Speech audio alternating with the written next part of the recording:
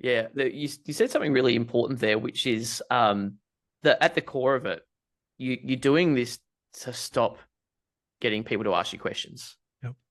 And one of the things I think as business owners we can often do poorly, and we train ourselves to do, and we get so habitual at doing it, which is that we train ourselves to solve our team's problems, and we're great at it. We get a little bit of an ego boost from it, whereas we're actually doing a disservice to our team. We're not affording them the opportunity to learn how to deal with putting the fire out themselves. And when our team come to us and we solve the problem for them, they're like, great. Welcome to Sharpen the Spear podcast, where we help manufacturing executives command the front and win the floor. I'm Richard Walsh, creator of the Sharpened Impact methodology, and I spent decades helping leaders transform frontline teams, unlock hidden profit, and capture capacity they didn't even know they had. If you want to see where your leadership gaps are costing you and how to fix them, head over to grittolead.com and run the free Sharpened Impact Simulator today. Let's sharpen your edge and get started. And we are back on STS, Sharpen the Spear podcast, with another incredible guest. I've got James Brown in the virtual house. James, we have a tradition. No one knows James better than James. So, James, give us that backstory, bring us up to speed, and then we'll get into the conversation. Right. Well, thanks for having me here. And in terms of me, my background, I'm based over here in Adelaide, in South Australia. And for me, my journey has been about working out how to get out of being stuck in business. And I got really great at being stuck in business when I was younger. I very much tripped and fell into running a family business when I was about 24 years old. And I said in the moment, my mother said, do you want to look after the place for 6 months while I head overseas and have a bit of a break because she'd been working straight for 10 years? I said, no, but I'll run it from now on. And that was it. So I ran that business for 20 years. But the cool thing was I wasn't really involved in the latter, probably third of that. But in the early days, again, young and dumb, and I probably worked 100, 120-hour weeks while trying to study part-time as well. And I made a whole bunch of mistakes. So I learned a whole bunch of lessons. And after about 3 years of realizing I can't keep doing this, I started on my quest to systemize the business. And I feel like I did it the worst possible way. At least my staff probably experienced that. And basically, I slowly worked my way out of through systemizing that business, and got to the point that I was doing probably only about half an hour a month in the business. I got to spend the rest of my time just binging business development. I got to work on the business, the holy grail of working on the business. That was all I did. And I used that business as a bit of a crash test dummy. I used it as a test mule for me, learning different things about business and applying it and seeing what worked and what didn't. And that was a really fun journey. And when I got to about probably 2018, I went, you know what, I can't help myself but share, my business experience with friends, strangers, and everyone in between. And so I figured that that's what I should be doing with my time, and I went into my consulting business. But around about 2020, there was a fun thing that everyone probably remembers around then. My business was a motel. So not great for travel during that time. But at the same time, I stumbled across a book by a guy called David Jennings called Systemology. And a friend virtually slapped me in the face with it and said, this is so you need to have a look at it. And I read it, and my first emotion was probably a bit of anger, because the book is all about a really, really simplistic approach to how you systemize a business, like brutally simple. And I feel like I was amazing at overcomplicating it. And so when I read that book, I actually jumped on board to become a systemologist. It's a thing.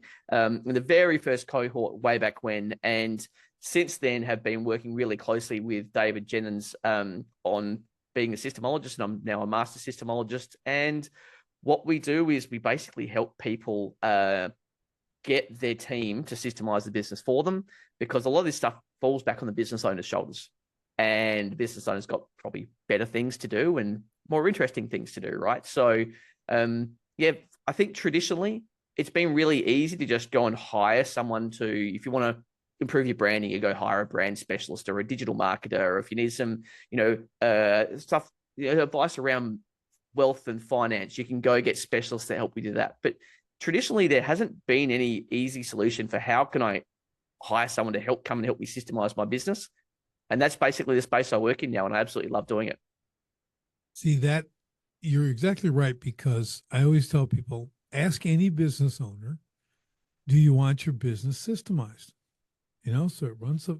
Well, of course. Then the second question goes, okay, let's get started. They go, well, I don't want to do it. I got things to do. I don't have time for that. I can't do that. And that's kind of where it ends.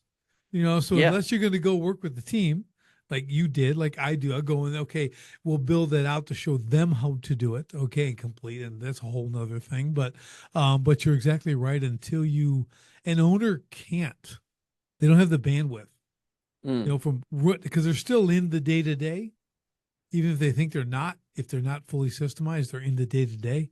They're very, very much hands on. So to extract them from that, like you did, I've done with a lot of my clients as well.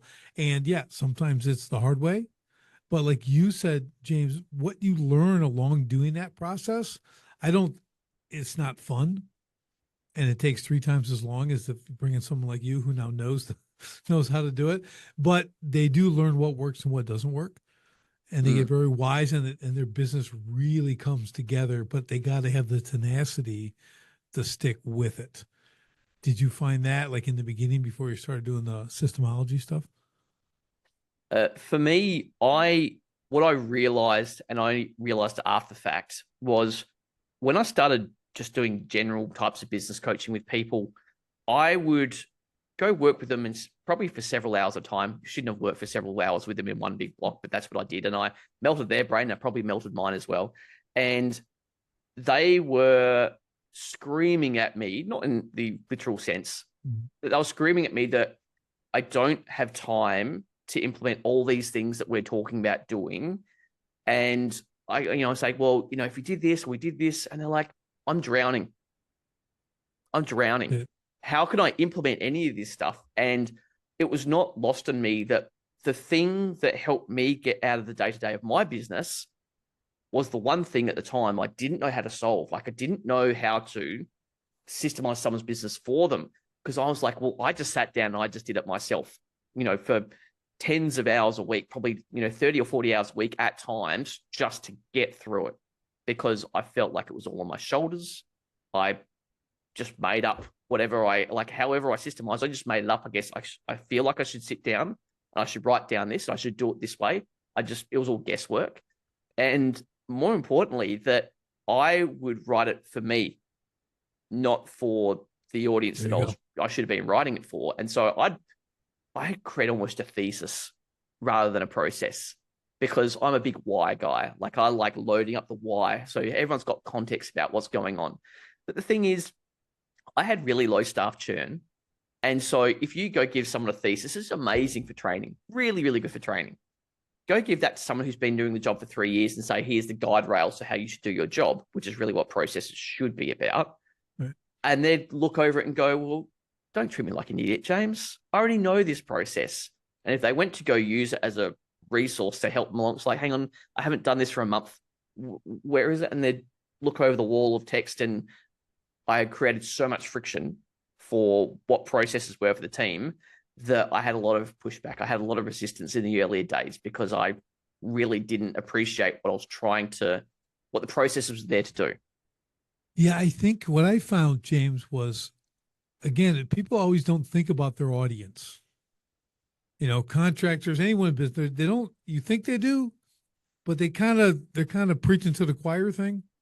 They're building this like if you're doing it because how you do it, you also find you make a lot of assumptions in these systems because you know this stuff. So you're not able to baby step the stuff down so low. Like I always go, well, if I just walked out and grabbed that person walking down the street, they come with me, sit down. I'm going to show you how to do this. I'm going to give you this system. And I expect by the end of the day, you should be able to do these 6 things. Yep. Like, can you do that? Like, Mm, can they go in and like, what do you have in place to do that? Like, can I, if I give them 5 days or 7 days, will they be 100% up to speed in this position? Because mm. I have a saying, it's called everyone leaves. Yep. Okay. Everybody's going to go sometime. 1 year, 5 years, 20 years, the first break, 10:30 in the morning, whatever it is, they're going to go away. Right. So I always had to take that mindset. Like I need to just, and I use me usually as the dummy because I'm pretty low. I'm the low hanging fruit for stupidity in the business. So I'm like, if I can get through this, and I do with my clients, if you give it to me and I can do it and successfully accomplish whatever you put in front of me, you're a winner. This will work. Okay. Not the greatest litmus test. Again, not, I don't want everyone sending me their stuff, but you really have to go to that kind of lowest common denominator and work your way up from there. Yes. And one of the things that I learned though was actually about if I think about, well, Richard, if you think about the type of people that you like to hire for a role, if you're hiring, let's say, a skilled trade, you'd expect them to come to the game with some experience. Now they're going to have experience and they're also going to have baggage, but that's life. But one of the things is that when you recruit people, obviously you're not looking for idiots. We don't want to hire idiots. Sometimes it happens. We all make mistakes, right? Or maybe we just weren't a good fit and there wasn't much alignment. But I often used to write processes such that any idiot could walk in off the street and do it. And I realized that was one of my biggest failings because I didn't hire idiots. And the idea of just trying to, I've got this approach that systems are to show the workflow of how you do your day.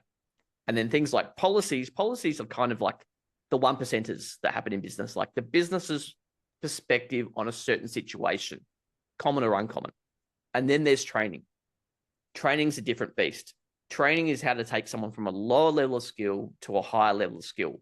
And once I recognize that there's these different purposes, these different departments of how you have like different systems and processes, I'm like, oh, hang on, I've been trying to make kind of training, whereas what I should have been making is more like these workflow approaches. Yeah, I totally get it. I broke it down kind of simple. I haven't read the book, but I'll give you what I do. So I've got the what, which is your job functions. These are Yep. what you do. Now you may do this for 15 minutes every third Wednesday. What is a function? It's part of what you're going to be doing at your employment here, right? So there's your what's. Then I got the line of the hows. Here's how you do it. Okay. Well, Mm-hmm. okay, that's pretty obvious. But then my third column is the training of the how. Because if you write how to do something, not most people, a lot of people don't learn that way. I can't read stuff and figure it out. I'm doing this, I'm doing it now. And it's like, I want to hurt somebody. Okay. Because everything's in text, like do this, do this. I'm like, this doesn't work for me. Mm. So I create a training. What's a hands-on training program? How do you create videos? Here's per click. You can see that. Some people are great at the read. That's how they learn. So I give them that, but really for me, it's the training of the how that matters. And people leave that column out. Well, here, this is how Mm. you do it. And they throw it down in front of you. Well, it can't be that way. So we break it down in little videos, 1 minute. You can click on that, look at it. And my ultimate motive for doing that was so you'd never come talk to me. Okay, so it's all in the library, and they're 1 minute snippets, and they have the perfect title of exactly what's in there and only what's in there. And you'll click on that, like, oh, I wasn't clicking here. Okay, great, or whatever that would translate into other job functions. So I had to categorize it that way for myself, regardless of the position. They all had this kind of little system. Then I built that in, but then of course, what does it come down to is the trainer. You have Mm. the training, but then you have someone who runs you through the training, or at least begins on the program. So it's still probably overcomplicated. I think when Mm. I really Mm. look at it, I go, it's still a little clunky, but I don't miss anything. Mm. You know what I mean? But I'm not saying I'm the expert or it's perfect, but I found that those three things are key. Okay. Because my fourth thing is, what does success look like on the day, the week, the month, the Yep. quarter, and the year? And that is, you put all those things together and go, this is how you win on the daily. And if you can show people how to succeed every day, guess where they're going to want to go every day? To Mm. Mm. work. Okay. Because they get to go be a winner. Okay. And who Mm, doesn't want to be a winner? You know, a lot of stuff out there you're doing and you ain't never going to win nothing. Okay. Because it's yeah. just a slog, you know, it's life. So, anyways, that's my ramble. Yeah. You said something really important there, which is that at the core of it, you're doing this to stop getting people to ask you questions. Yep. And one of the things I think as business owners we can often do poorly, and we train ourselves to do, and we get so habitual at doing it, which is that we train ourselves to solve our team's problems, and we're great at it. We get a little bit of an ego boost from it, whereas we're actually doing a disservice to our team. We're not affording them the opportunity to learn how to deal with putting the fire out themselves. And when our team come to us and we solve the problem for them, they're like, great, I got my problem solved. I can get back to what I was doing. Or I've just kicked the problem onto them and it's now no longer my problem. But we help them build this habit that we are the problem solver for them. And like we use a piece of software. It's in what software you use, it doesn't matter. We use a piece of software called System Hub. And so we get business owners in the habit of saying, have you looked at System Hub? Have you gone and checked System Hub? There was a piece of software we used many years ago called Google Sites back in the earlier days when I was systemizing. And back in the day, it was a really good platform. It's probably not what I really need these days. But we just say, have you Googled it? So if someone said, oh, how do we go and do this? We just say, have you Googled it? Now, we're not using the Google on the internet. We're more like using this Google intranet. Right. And we got into the habit of stopping putting out fires for the team. And we're really getting to build that trait of being more resourceful. Because if they go, instead of going and asking the boss, they go and search it and go, is it within our knowledge base? It's actually helping them recognize that, hey, if it's not in our knowledge base now, if I find out the solution to this, where should I put it? Into the knowledge base, obviously. And maybe they'll go ask their peers, maybe they'll go and solve it themselves, or maybe eventually they'll come back and loop back and go, you know what? I still can't work out how to solve that problem. And then it's a different conversation. Right. That is so awesome because I'm in the same vein as you when I'm training. It's like we have to create problem solvers. If you don't empower your team to do exactly what you said, we have a little thing called the 3 S's, right? So there's an issue, and here's the process. Okay. You're going to write down, it can be an email, it can be whatever, but it's going to be the situation. What's the situation? Okay. Mm-hmm. What are your 3 solutions that you think would work? And then what's your suggestion of those 3 solutions? Come to my door, knock, and you got ammo. Here's what's happening, Richard. I got A, B, and C. I got those. I think B's the way we should really go. What do you think? And so, I know James, like B's pretty good, but here's one little issue I think you're missing. It's this. That's why C might be the better option. I'd roll with C. Got it. Perfect. Out they go. Like done. Yeah. And now they know. I'm like, B is it. Do it. Now they're building this confidence, and it becomes habitual for everybody. It's not the one guy who works with machinery it's office manager to the frontline floor. It's like everybody has to have this mindset. And like you said, the Google it kind of mindset. But if I've also built the training where there's a video and this, like you said, you can add to that vault, your knowledge vault, put that stuff in there, because systemization to me, James, is always being tweaked. You're adding, you're subtracting. I mean, things change. You get new software, you get this, you got to update this stuff. It's all fun to do it one time and think you're done. You're not. It's just the beginning, but at least you have something to build from now. You did the hard work. Now there's small tweaks. So I love it. But I think that is a huge key on creating the right culture in your business too, as a problem solving culture, because that they'll take in their entire life. They will live with that. They'll start doing it at home. They'll start teaching their kids that way. It's really powerful, way more than I think people give it credit for. Yeah, I was fortunate enough to have a boss when I think I was probably about 19, and you call it triple S, we call it 131, right? What's the problem? And I can't remember. There's an amazing quote by Einstein that, something's like, if you can't explain the problem to a 6-year-old, then you don't really understand the problem. It's something along those lines, but maybe it's just internet stuff, right? what's the problem? What are three solutions? And I love thinking about one of the solutions as doing nothing, because sometimes it's really appropriate to actually do nothing and just see what happens, or maybe that fire burns out, right? But what are your three different paths you might take? What do you recommend? But for me, I talk about systems as being by the team for the team, right? If we think about what we're trying to build, when we think about the knowledge base that might end up having 1,000 processes after a few years, ideally, we want this to be for the team, because the boss is likely never going to use it. It's not for them, it's for their team.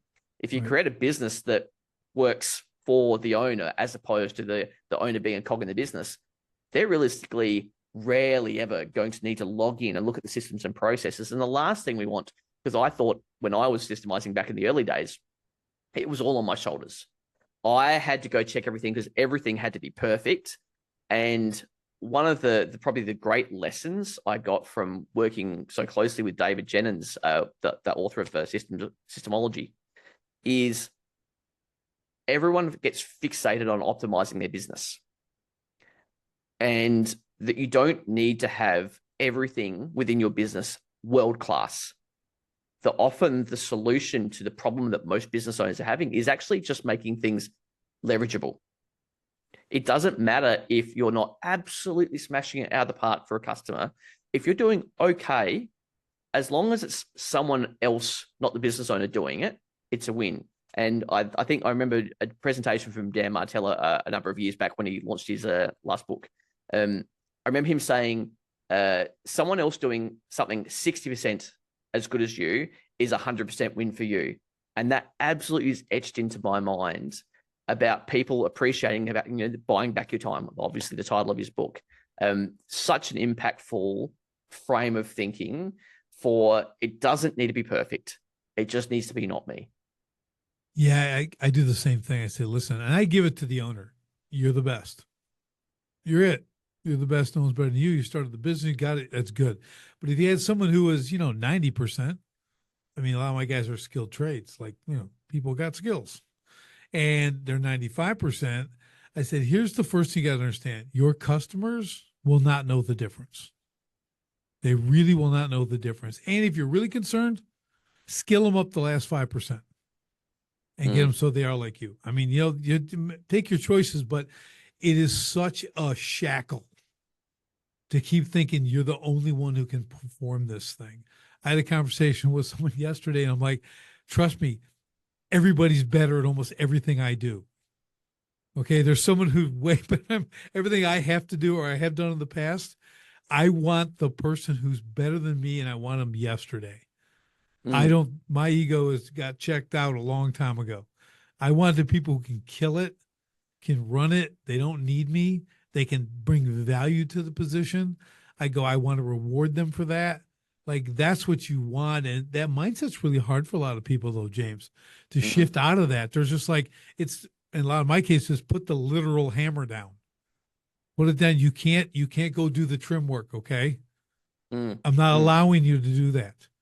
You're not going on the job site to do work. Okay, that's not who you are anymore. You can't be that. Even in the hiring process, I go, you want to know when you meet the new hires? When they're hired. You're going to come out for the meet and greet, shake their hand. Hey, man, great to have you in the team. I'm sure I'll see you around. You're going to kill it. Because what you're saying is my team has all my confidence that they need to hire the right people to manage you and get you to work. I'm just over here. Okay, they got this. This is who you really work for. Yeah. And once you create that ability, and that uplifts your team in a big way, because you're giving them authority, you're giving them power. They have a system, like you said, they have guardrails, they have boundaries to work in, they know where they can cross and can't cross. And once you reach that, if you're able to go observe that business that's got that in place, and this, it's a joy. It's like, man, this is what it's about, because we've been when you're not that. Okay, so that's a work of art for us. If you ever been on the other side, that's like a work of art that you're creating with these teams and these businesses.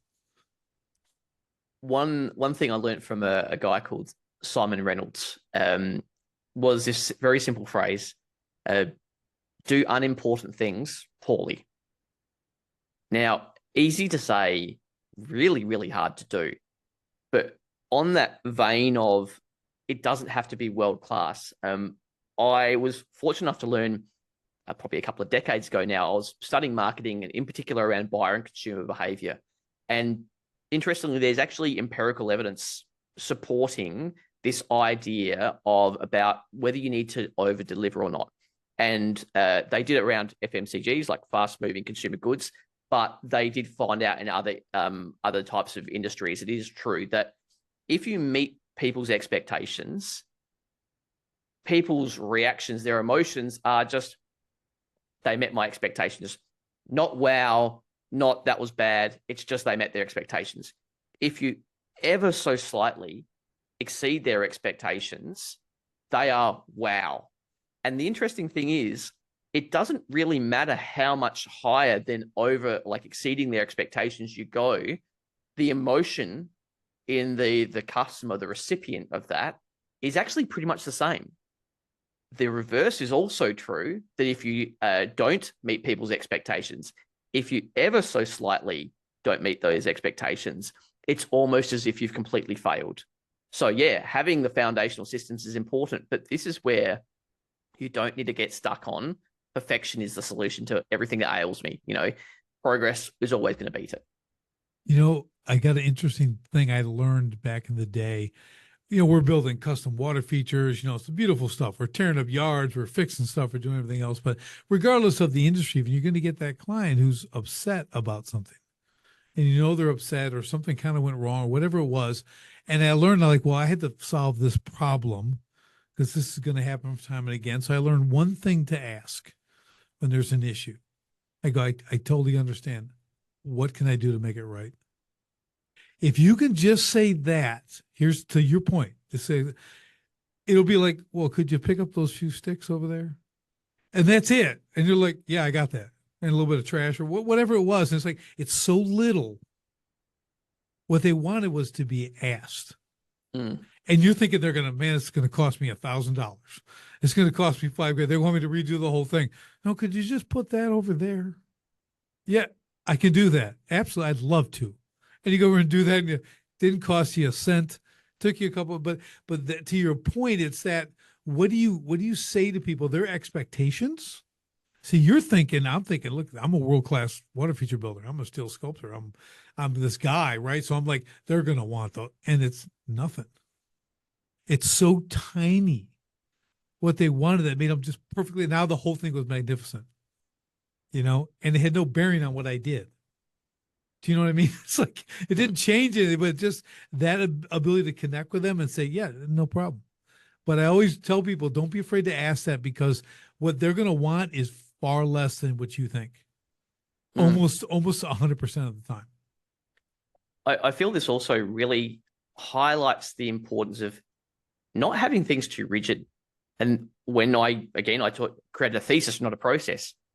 When I thought about how do I want to, instruct my team, when you are hiring good people, you don't want to have the guide rails too tight, right? Because in a situation like that, when something else is needed, you want them to have the authority, the autonomy to not necessarily go off script, but you want to have the guide rails wide enough such that we can deliver a result to the customer that they really want, they need, and they get value out of, without having to make it so tight. And one of the other great things is, so I've got this weird approach to describing how people should think about systemizing their business. And I say that if you could just have one process for the entirety of your business, then that would be perfect. That would be ideal, because you only have to have one process. Everyone can just look at the one thing. Now that's ridiculous, right? What if you only needed 50? What if you only needed 100? When you start tuning back and going, well, how fewer processes can we get away with? Because if you think about systemizing every possible little variation stuff that happens in your business, you'll never get it done, ever. Right. Because it's just so many variations of little quirks that happen within business. So if you make the guide rails wider, you make sure it covers a wider range of circumstances, it therefore means that you have to have less processes, because every single, way that you do things serves a wider audience, it serves a wider range of needs. And it means that the team feel better because they've got more autonomy, but they've got this thing to fall back on that gives them the structure, the framework for how they might solve problems without them feeling like I've been micromanaged by having to tick every little box. Yeah, you become a control freak. If you try to systemize every single thing, like how many steps to the light switch, you know what I mean? It's like, and there's a guy who started, I think it was AutoZone, which is a huge auto parts, national auto parts. And he, way back in the day, they had like one store, then two or three. They wanted him to manage. He's like, well, he started doing that. How many steps to the light switch? That's how he but all of a sudden that turned into there's there's 1,000 of them or something. You know what I mean? It's like, but he just took systemization on his own because he didn't know any other way to train people. It's a really cool story. But he literally was like, well, it's 10 steps to the light switch and you go there, over here. But that's how he put the first system together. And then of course it changes. And like you said, I love the wider guardrails because people, the rigidity is, you're creating a prison. You really, come out, turn right, walk 25 feet, go left, sit down, have chow, that whole thing like that. That is, no one wants to work there, just like who can help who. Can John help Jeff over there? Or is Jeff way out of, John has no way to help him. So I shouldn't see John with Jeff, helping him or trying to help. You know what I'm saying? It's like people have these, they have loose reins. Like, hey man, this, you can help them and you're cross-trained or whatever that is. So I love that, but I love kind of the oversized guardrails. I think that's an important touch, that because when people get into systemizing, they want to go tight rails. They want everything in neat little rows. It also goes back to that point you made before, which is super true, that you're forever systemizing. You're going to need to continue systemizing. It's not a one and done thing. It is something that needs to be incorporated into how the team do work for you. Like, this is not a business owner thing. This is for how the team do what they do. But if you have those wider guardrails, it means that when a slight thing changes in, I don't know, the user experience of a certain app or whatever it might be, you don't have to change stuff. And if I think back to how I used to make systems, I would include screenshot after screenshot after screenshot. And when, I don't know, the accounting package changes and they go move that button over there and they make it green, not blue, everything stops syncing. And if you're training your team to have to follow all the micro detail because they don't have the intuition or they're not au fait enough with the actual, let's say, software platform in this instance, if you're training them to not look and be aware of their surroundings because you've got the guide rails so tight, it means that not only do your team become less resourceful, but it means that your processes will be forever out of date. They'll be perpetually out of date. Yeah. This day and age, especially. It thinks just, you can't even, I've had a lot of AI guys on, really good. Some guys who started it, and they, no matter how hard you press, they will not tell you anything past 6 months from now. Because they know, 6 days from now is hard to predict. So when you think about your business, it's the same thing. There's too many technological changes. There's too many workplace changes, with workforce and everything. You got to have, you have the right word, the resourcefulness. That's another thing you train, right? You have to train resourcefulness. That has to be kind of what we do here. It's like the problem solving. Okay. Resourcefulness isn't necessarily problem solving. It's just a skill by itself that can be applied in a lot of different ways. And I think it's really important. So yeah, those, again, the wider guardrails, super cool. But empowering your team, and I love this about what you're saying, James, is systems are for the team. They really aren't for you. Like you said, and you're right, because I'm not using that stuff. Okay, why do you think I'm giving it to you? Because you use it. Whatever I can do to make your job easier, that's what I'm about. That's how I think. And people sometimes laugh at that, but I'm like, oh, I'm pretty serious. Whatever I can do to make your job easier. I don't want to make your job harder. I want to make it easier. So what can we do? Just help me with this. Let's build this out. And It'll be a happy place. On that vein of knowing that things are changing all the time, one of the questions probably one of the most common questions I get asked is, it's typically around, oh, hey, we're implementing this new CRM. We're migrating from this old one, or we've been using Excel sheets or something like that. We're going to go use this new Butte thing. It's got AI added. It's fantastic. And then they're like, well, we've got to wait until we implement that, till we make processes right, because things are going to change. Things are always going to change. Right. But what often doesn't change is the approach that people take to doing things in business. I mean, if you think about home services that you're talking about, what you actually do to deliver to your customer is still going to be 90, 95% the same. There might be a slight little thing that's not there anymore because it's been automated, or something might be a little bit easier or quicker because AI's created a draft of something for you. Like, there's little things like that. But if you were I'm just about to migrate CRMs myself. That's what was fresh in my mind. And if I think about how we use our CRM, how we're going to use the next CRM, it's pretty much going to be the same. There's a few more bells. There's definitely more whistles. But how we approach, how we nurture people as they go through, sales pipeline and things like that, that doesn't change. And so should you wait until everything's perfect, until you systemize? No, because it's never going to be there. It's never going to be good enough until you're waiting for a time that is never going to come. And then you're waiting for 1,000 pounds to drop on your head. Then you have overwhelm. Just do it now. Then you kind of piece it in. You bring it in. Okay, well, we're moving over. But look, this is similar. That's okay. We're already over there. We already do that. We already do this. This is really just the new thing. So the transition, it's a migration, not a brain dump. Because that waiting is, like you said, is bad. Like like you say, if you don't have the anticipation of things changing. Now, I don't like mystery jobs, meaning you come in every day, you don't know where you're going to get hit. No one wants that. Okay, that's why we also do systems, right? So people have a general concept of what they have to achieve in a day. But you're right, it's that there's no perfection anyways, and imperfect action will win every day. So if imperfect action is the mindset, they're being resourceful, figuring things out, doing what they can do till they get it figured out all the way. But the ball is still moving down the field. And that's what we really want in business. Like you said, the 60%. They do it 6%, that's still a good thing. The ball is still moving. So when the ball stops, that we have an issue. Right. So that's what we got to pick and I think talk about this a little bit too, James, because I like the fact we talked about the not the perfection, but what's the actual low bar?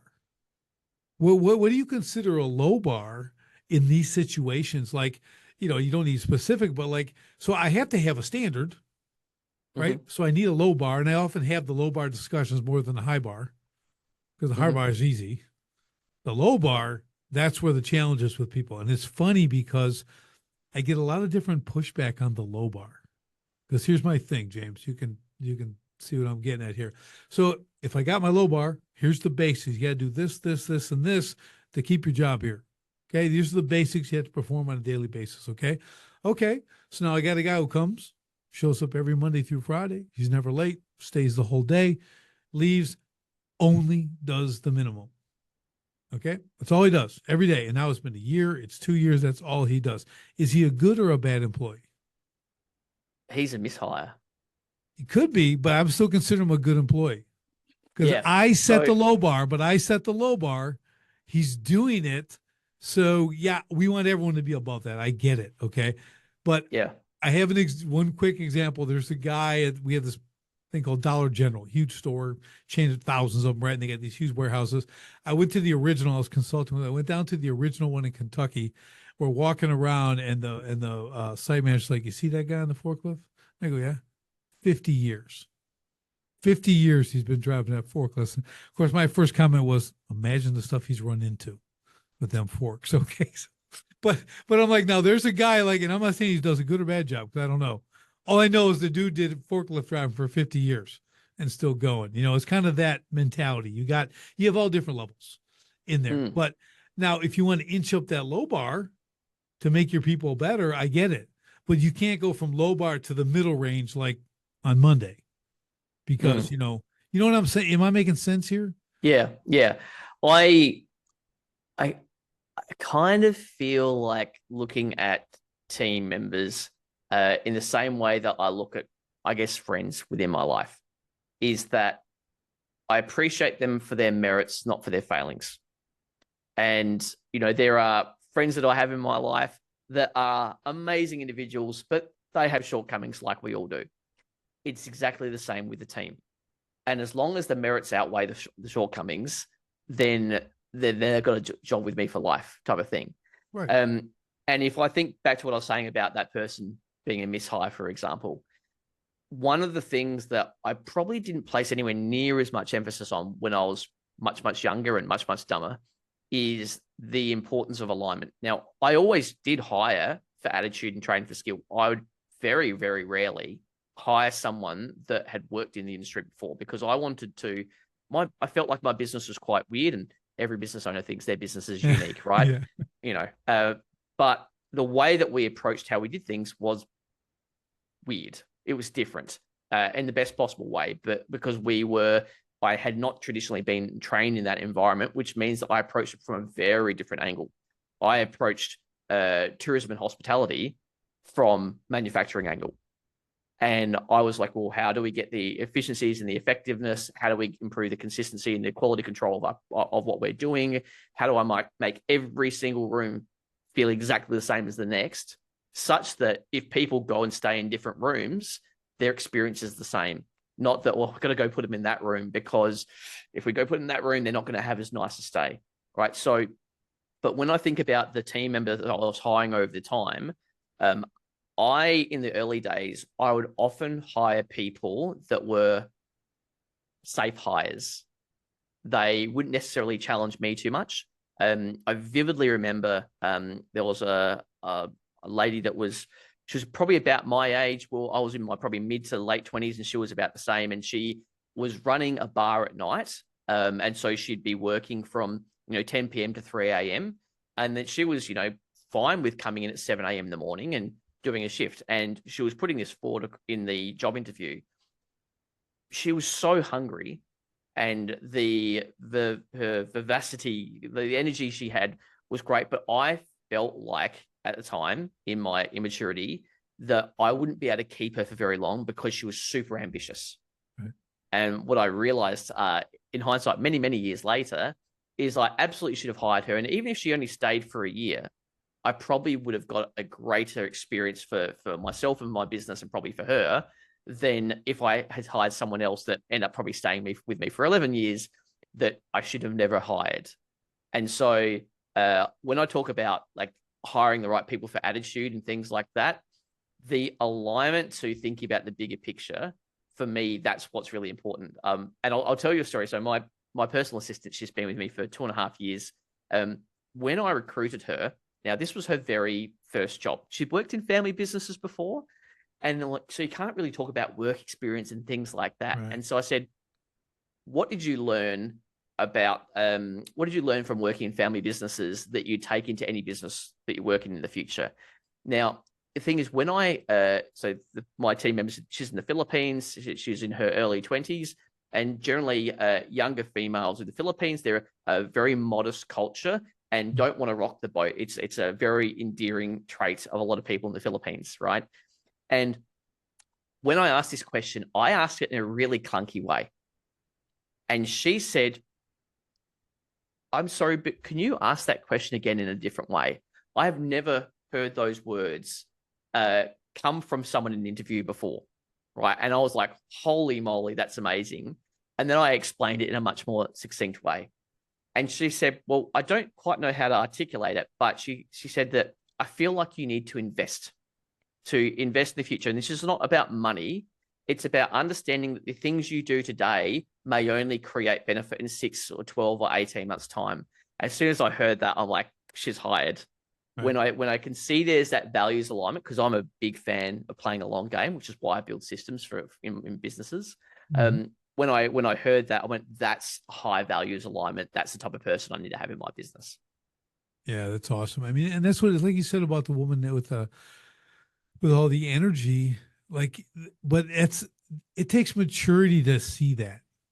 Like, Mm, hey, if this is only a year, you know what I'm here quoting, get out of this, right? I mean, like you're going to learn as much as they're going to learn from you.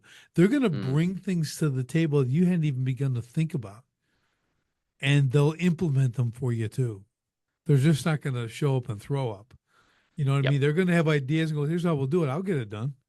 You know, and Mm, they're working like that. So yeah, it's really it's a gift when you're young and you can see that and think that way.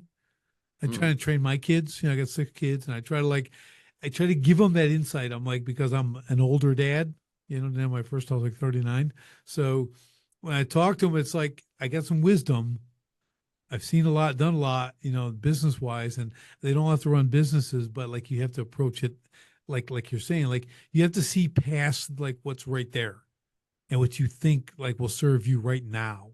Like you said, it's always the long game. It's mm, always chess. It's never checkers.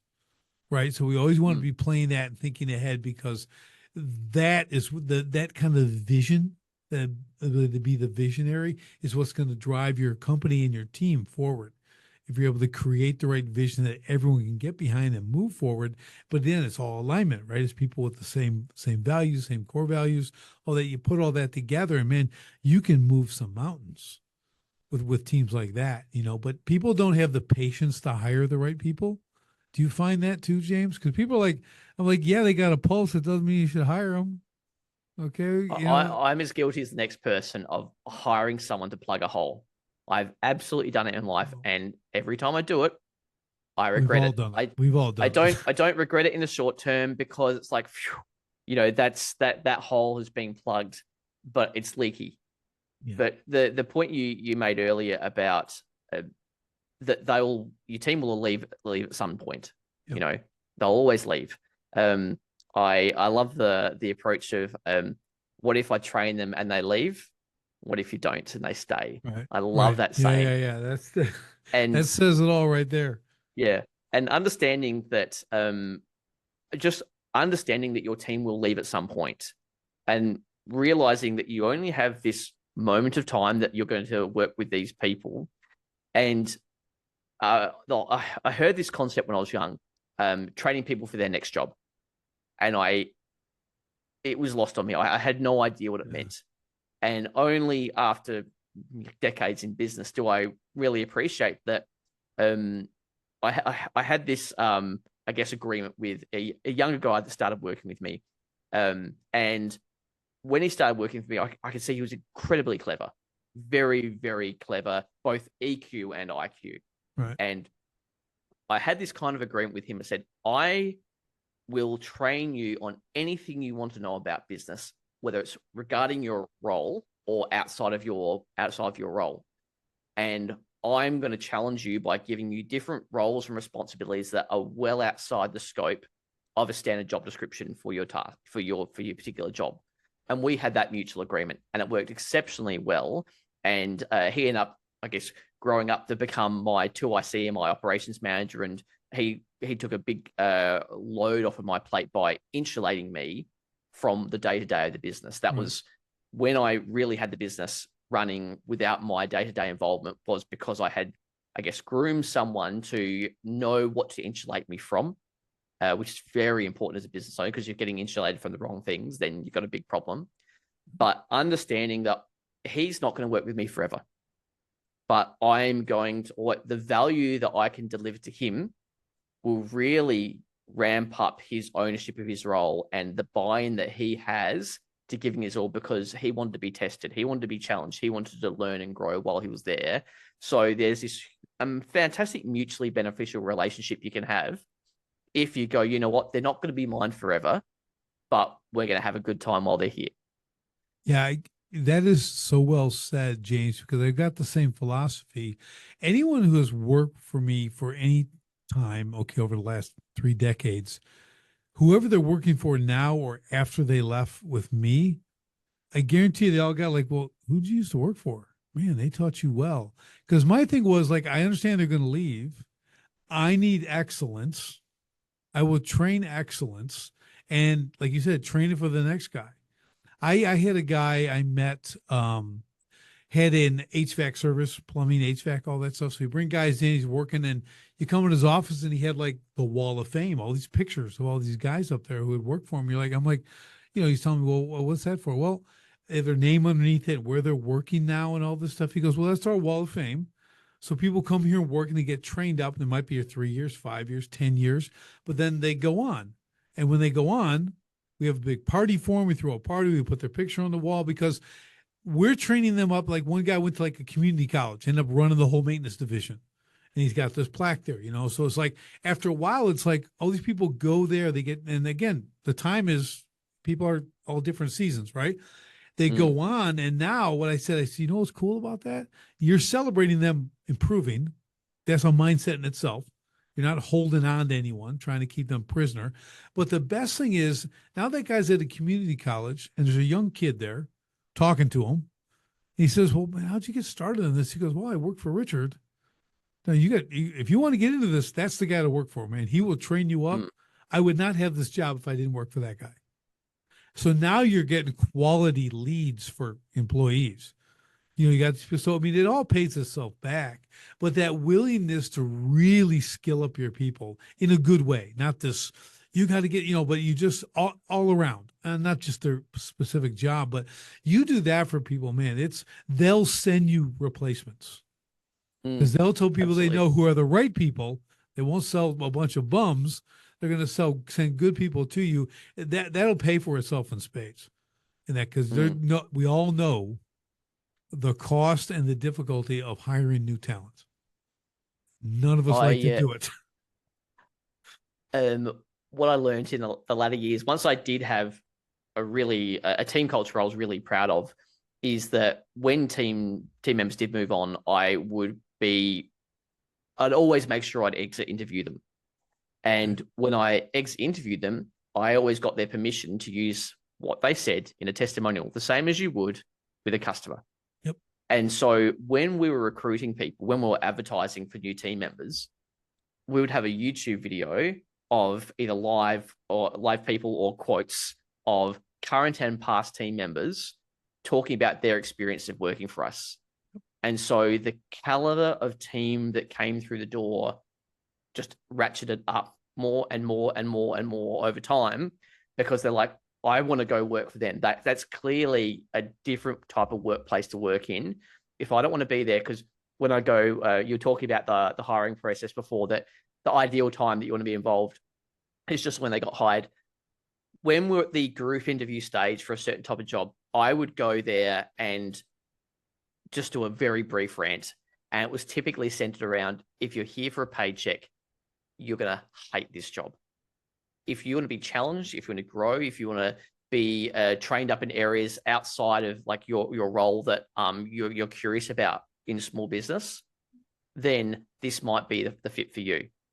And when we did that, it just helped clear the clutter off and really try and find those best people. And I mean, there's a team member of mine at the moment. She worked for me in my last business, probably about a decade ago. And she worked with me for about 4 years while she was studying at university. And then she went off to a very prestigious accounting firm to work, because she was studying law.